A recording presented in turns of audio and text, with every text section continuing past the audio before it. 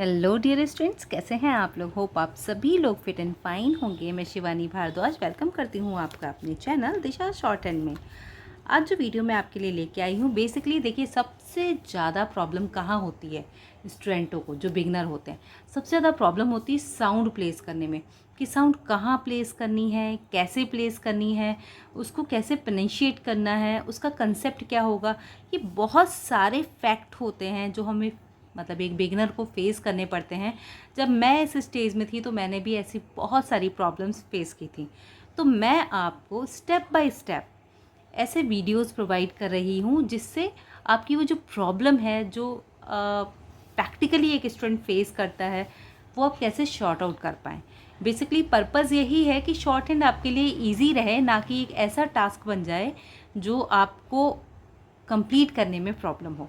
तो मैं आपको स्टेप बाय स्टेप, आप अगर एनालाइज करेंगे तो मैंने साउंड से रिलेटेड ही आपको इतने वीडियोस प्रोवाइड किए हैं कि अगर आप उनको सिस्टमेटिक देखेंगे तो आपको डीप ऑब्जर्वेशन हो जाएगा हर साउंड को यूज़ करने का, जो सबसे इम्पॉर्टेंट होता है और सबसे ज़रूरी कदम भी होता है आपकी शॉर्ट हैंड में।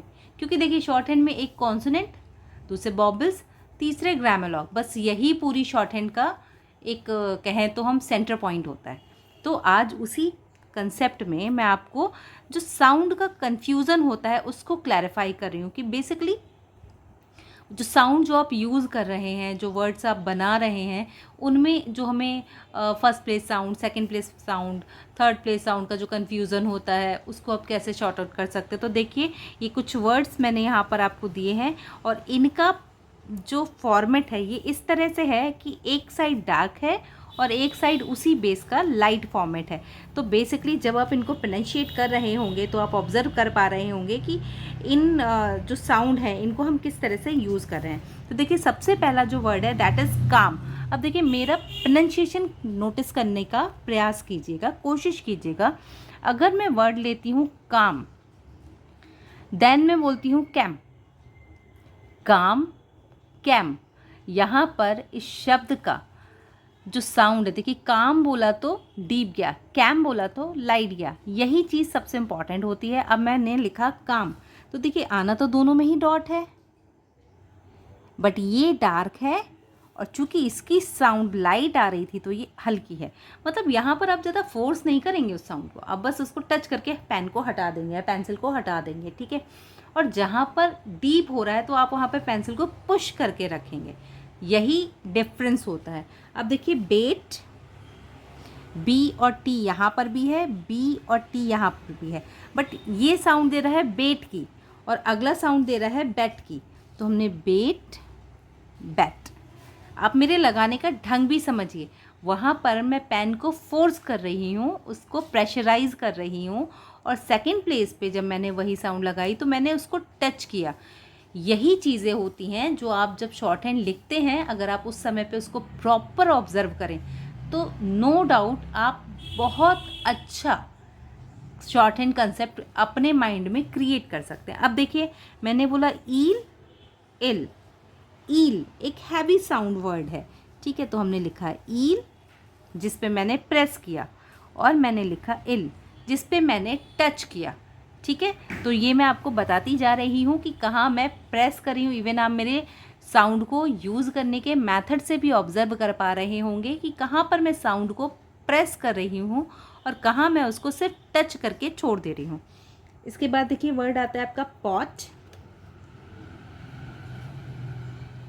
तो पॉ की साउंड है, डैश के साथ रिप्रेजेंट होगी। पॉट लाइट साउंड है, डैश के ही साथ होगी बट हल्का आएगा। देखिए उसका फ्लो, देखिए आप फ्लो से ऑब्जर्व कीजिए कि यहाँ पर क्या फॉर्मेट है और दूसरी जगह आपका क्या फॉर्मेट चल रहा है, ठीक है। आफ्टर दैट देखिए वर्ड है root, root, root, root.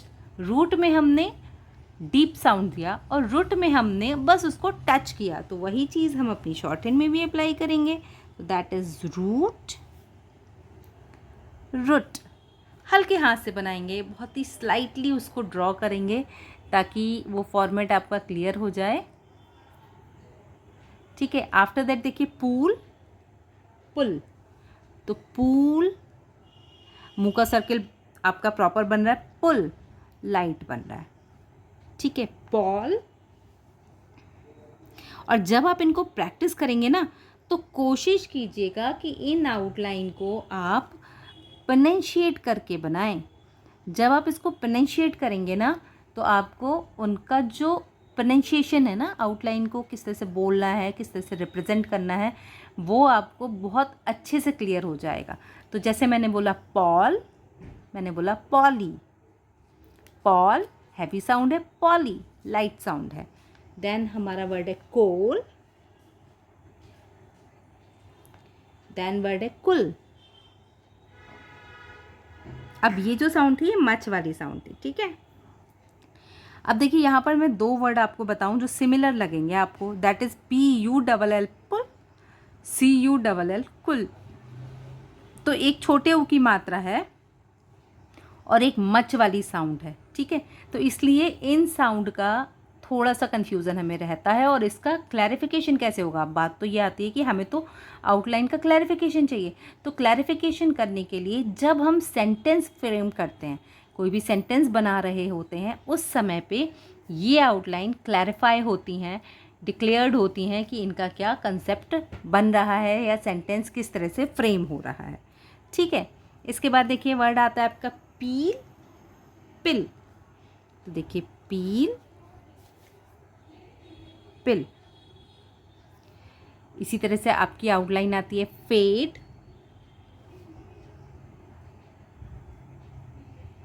Fade, red, red.